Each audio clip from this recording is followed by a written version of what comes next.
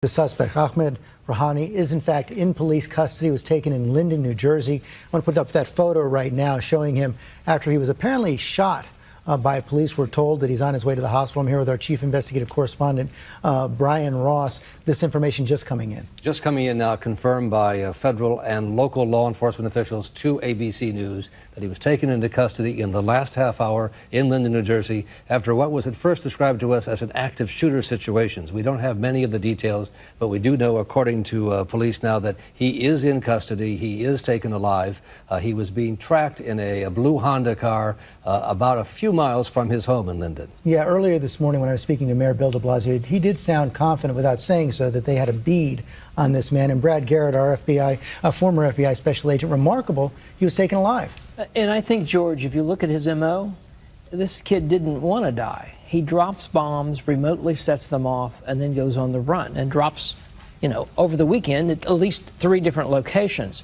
So the idea that he got in a shootout doesn't surprise me, but that he also survived doesn't surprise me. And we have some video coming in right now. Apparently it's video of him in the ambulance being taken into the hospital right now. You see that is the scene near Linden, New Jersey. That was just a short ride, several miles from Elizabeth, New Jersey, where his family members apparently had a home. And I want to go to Lindsay Davis now, who's been at Elizabeth all morning long, the FBI searching through one of those homes. That's right, George. We continue to see a very active scene here. The roads for several blocks remain blocked off. You have FBI agents who continue to go in and out of the apartment just above the First American Fried Chicken. Now, we have learned that apparently his father owns this fried chicken business. He is said to have lived above, the suspect is said to have lived above it in the apartment. At least that was his last known address. He apparently, from time to time, still worked at this fried chicken business. And another active scene still just a few miles away here remains at the Elizabeth train station, where last night you had those 2 men that found the backpack with those 5 suspicious devices inside. And Brian Ross, thank you, Lindsay. I want to put that video back up again of the ambulance just a few moments ago in New Jersey.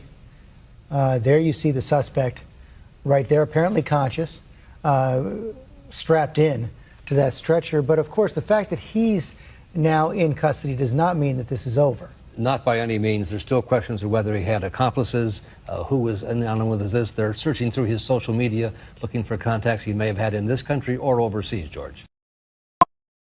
If you have carpal tunnel syndrome, I want to tell you about an incredible breakthrough to get rid of your pain, tingling, numbness, aching, and weakness in your hand and fingers. It's called the CPR, which means carpal pain relief. The fastest and most effective treatment you can get. And it's like no other product you've ever tried, because as you wear it, your symptoms disappear for good.